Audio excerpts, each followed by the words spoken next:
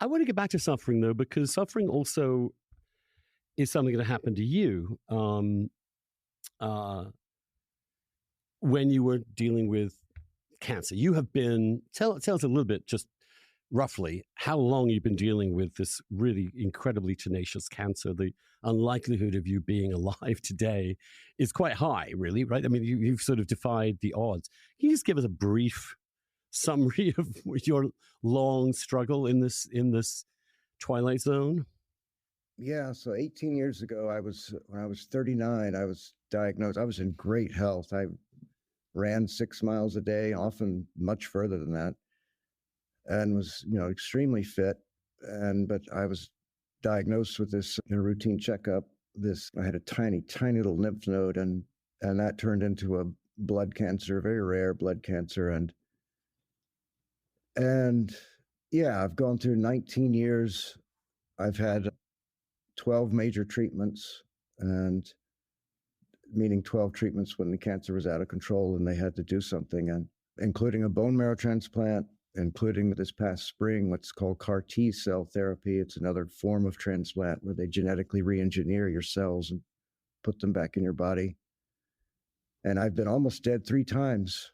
I thought for sure I wouldn't see this book published because last spring it was really over. And this is a brand new treatment. I was the first person in the country with my disease to get this treatment, and it worked. So, yeah, my wife and I have lived for our whole marriage.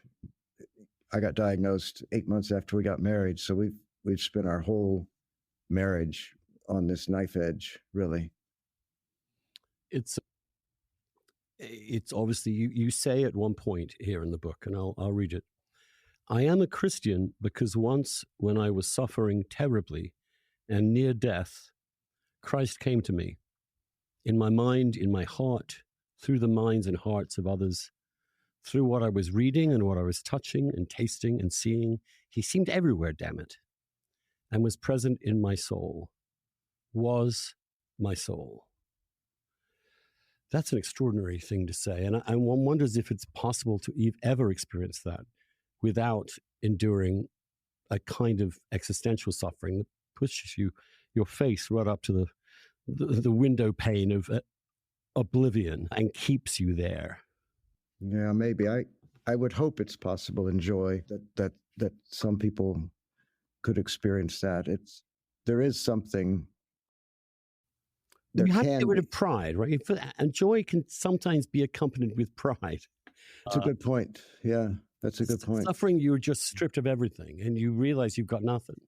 Yeah, and everything's been taken away, and that's when you realize, well, that's what life is. That's where we are, these creatures at the edge of an insignificant galaxy in this giant universe, and we don't know.